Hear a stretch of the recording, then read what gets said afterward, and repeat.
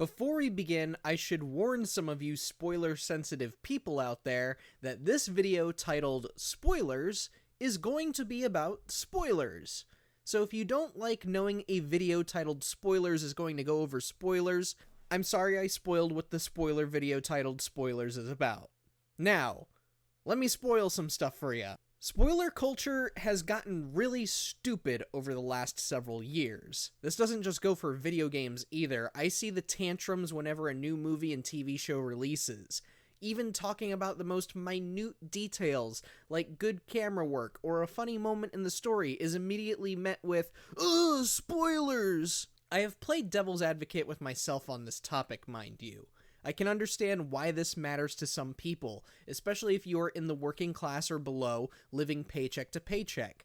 There's a really awesome movie or game you've been looking forward to. You've been working your butt off to be able to afford it. I've had those days, I get it. And then the day finally arrives. But moments before you go grab your ticket or copy, you overheard some conversation about it or saw something on social media that revealed an important plot point. Yeah, that does suck. I've experienced it for myself too. I've been wanting to read TMNT The Last Ronin for a while now, and Screen Rant decided to spoil the identity of who The Last Ronin is by blatantly saying it in a headline. That headline, by the way, has remained unchanged, and it's been 5 months going on to 6 since I last saw that article.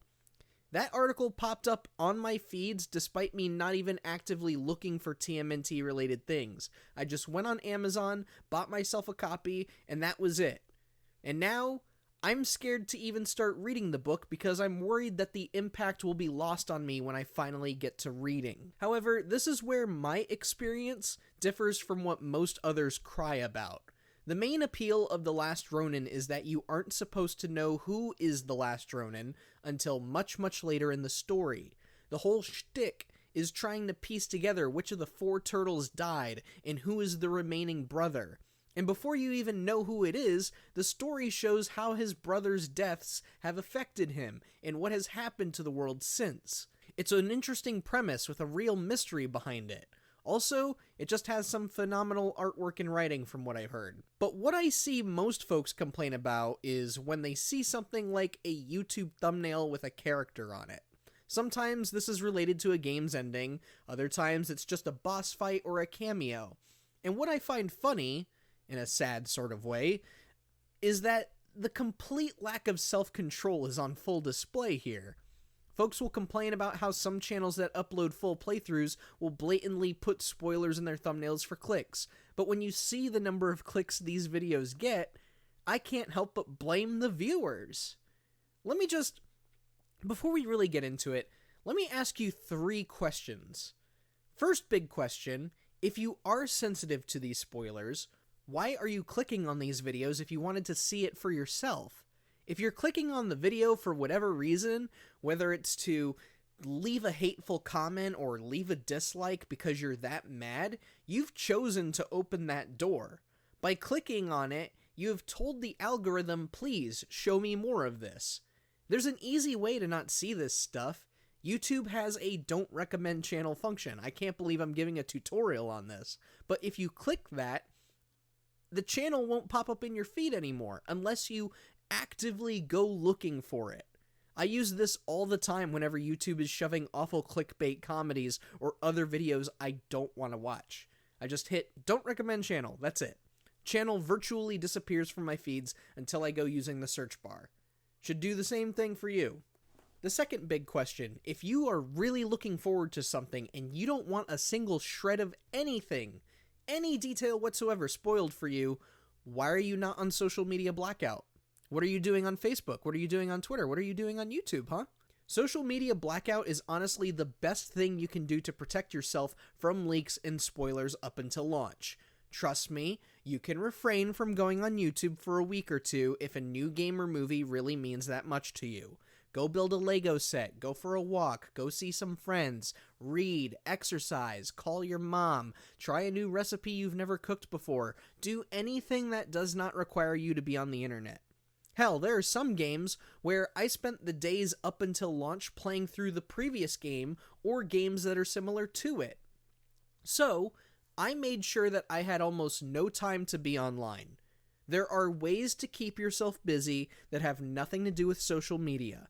So if that game, movie, or show means that much to you to where you will rage if somebody tells you what the title of the thing is, you don't have to cut the cord.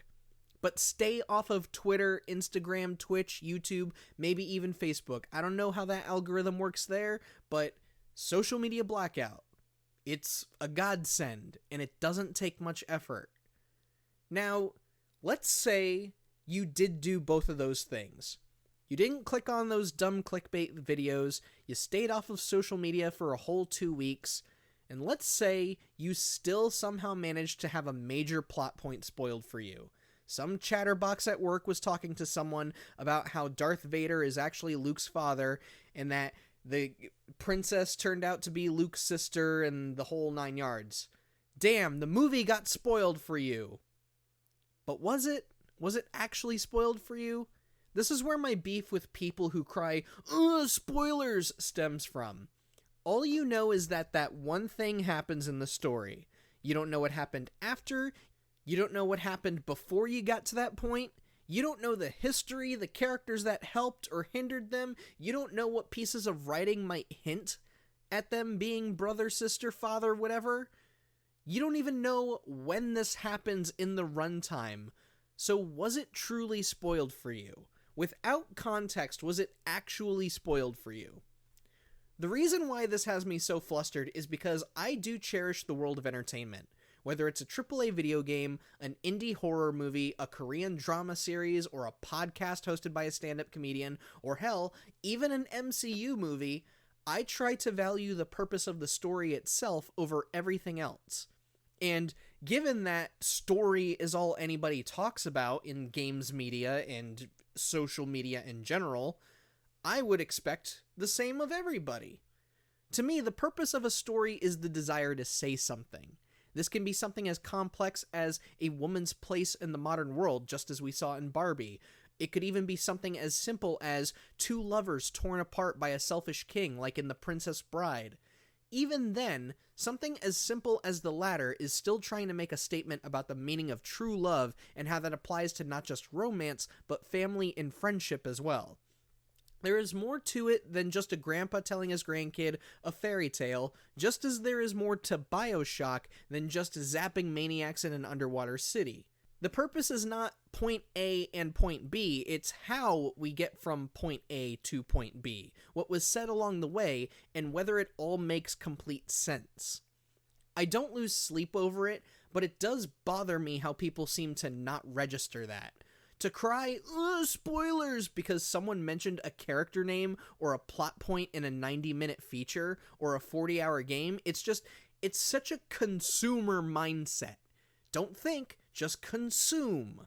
There is much more to a story than the thing itself, and in a world where folks seem to only care about story, it just confounds me that narrative is being absorbed at such a low level of face value. Like, it's not face value, it's below face value. And it's even more confusing when famous spoilers come into play with this argument.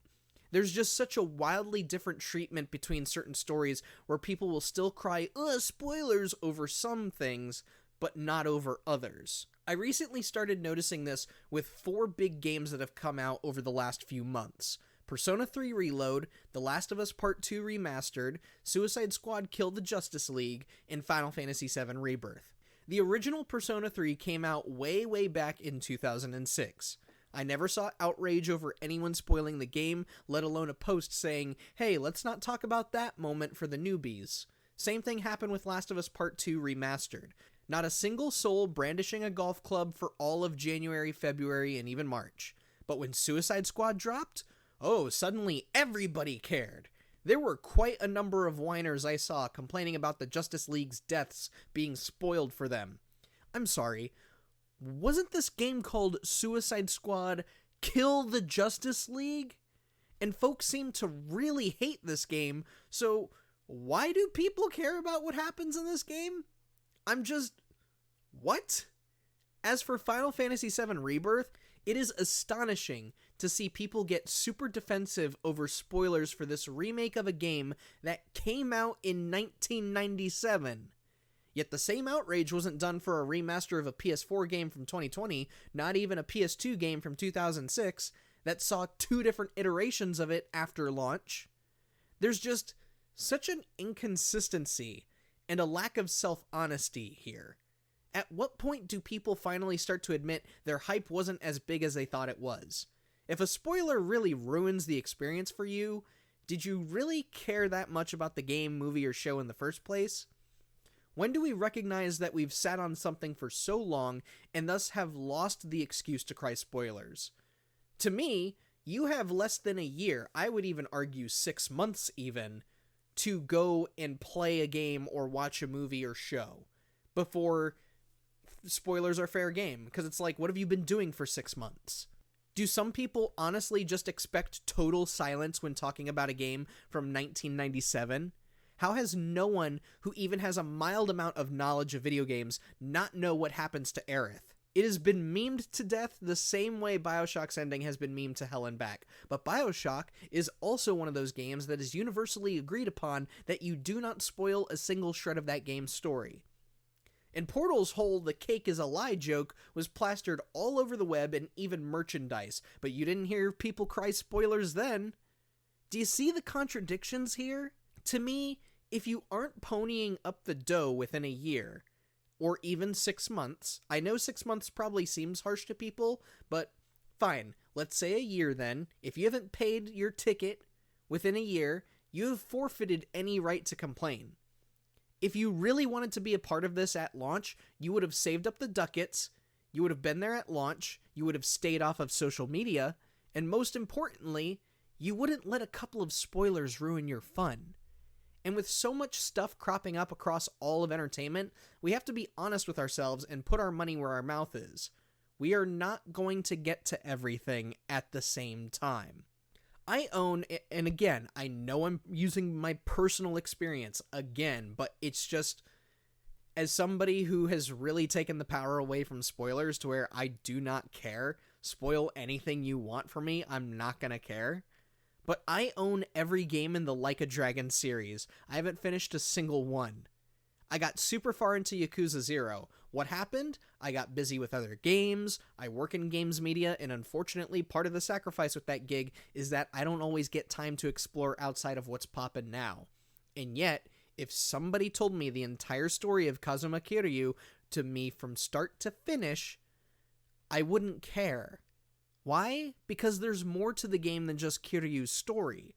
There are sub-stories to discover, exciting combat encounters, hidden boss fights, mini-games to play. And by the time I finally get to sit down and actually play through all of these games, I'll have forgotten what happens because I'm too focused on being in the moment. Does anybody do that anymore? Like some of these spoilers, I'm sure, can infiltrate your mind during play, and it's like sitting in the back of your head, waiting and waiting and waiting to pop out. But to me, that only adds to the experience, because now you're anticipating the moment and wondering, when is this going to happen? I want to see this for myself. And that kind of cycles into what I was saying a little bit ago, in that I've taken the power away from spoilers. And I'll let you in on a little secret. If you truly want to prevent spoilers from ruining shit for you, then here's some sage advice. Actually, I'm just going to call it regular advice because I really don't think it's as hard as people are making it sound. But all you got to do is just stop crying spoilers. And I'm not saying that for my sake, I'm saying it for yours. I can understand the want to be a part of society and experience entertainment at the same time as everybody else, but that is such a FOMO-fearing mindset to live in that it's kind of disgusting. I know, I lived it when I first started working in games media. I wanted to buy every single game. I wanted to play every single game that came out. I wanted to play every single indie, AAA, anything I could get my hands on that I think would be covered at work. However, that's not how reality works. There's only so much time in the day, and you have only so much energy to give every single day. We're not going to get to experience everything at the same time. We're all going to go through our respective lives and miss something truly great. Your knowledge of what happens in a story isn't going to change that either. Screen Rant spoiled The Last Ronin for me shortly after I bought a copy, and now I may never read it, but you know what? Boo-hoo, sucks for me. I'm gonna be mad about that for a while, but hopefully I will eventually forget who the last turtle is so that I can read the book as if that information never crossed my path. And I know I will never see all 1,000 of the greatest movies ever made that you need to see before you die. That's just impossible. I only just saw The Princess Bride a couple weeks ago. I only just saw the first 2 Terminator movies and Good Will Hunting last year. I have never seen RoboCop, nor Alien, nor Rambo, never seen the Jaws sequels. I haven't seen half of Quentin Tarantino's filmography, even though I really want to. I have played every Banjo-Kazooie game and a majority of Mario games, but I have never played any of the Mass Effect games, nor Dragon Age. I have only just started Halo 2, only a little bit of Devil May Cry, and I haven't played a single Alone in the Dark game. And you want to know something even crazier? I knew about Resident Evil and its lore before I even got to play any of the games for the first time. And I still wound up loving those games. But you know what?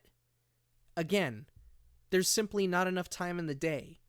There's not enough time to watch and play every single thing. There's not enough time to do all that and take care of your schoolwork, take care of your work if you're an adult like me, to pay your bills, manage a social life, etc. There's not enough time to be sitting around kicking and screaming on social media because someone told you the brother is actually an evil twin father to the protagonist's girlfriend, who is also their boss but secretly plotted against them so she could inherit the family's combustible lemon factory. The sooner folks realize that there is more to entertainment than, oh, story's so good, the better off everyone will be. Of course, this doesn't mean you should go around telling everyone what happens to Aerith or Joel or GLaDOS's cake. But for those of you who cry because a trailer showed a critical scene or a YouTube thumbnail shows a secret character, I don't know if you're into the thing as you claim to be. Because let me tell you, as a fan of various games that have secret characters, bosses, cameos, the like, I get excited when I see that stuff. I get super amped. Like, when I see a hidden character, whether it's somebody brand new or somebody from a previous game that I didn't think was going to be in the next game, I get excited, man. I want to see that for myself. I want to know how to get there so I can see it unfold for myself. Some games can put you through a whole playthrough and never even hint at those kinds of encounters. I know how Tekken 8 ends, and I'm still going to play it because I want to see it in my own playthrough on my own TV with my very eyes. And the same goes for the Final Fantasy VII remakes. And just to cap things off as we end this video, I know that this is going to be a really hokey way to end this, but all of this that I just said leads back to an ancient but classic phrase that I'm sure one of you has a grandparent or a parent or somebody in your life has said this. But life's a journey, not a destination. It's a corny as hell way to end the video, I know, but damn, it is true as shit. By the way, despite everything that I've said in this video, I think we can all agree that spoiling something like a character reveal in a news headline, that's just tasteless. Be better, Screen Rant.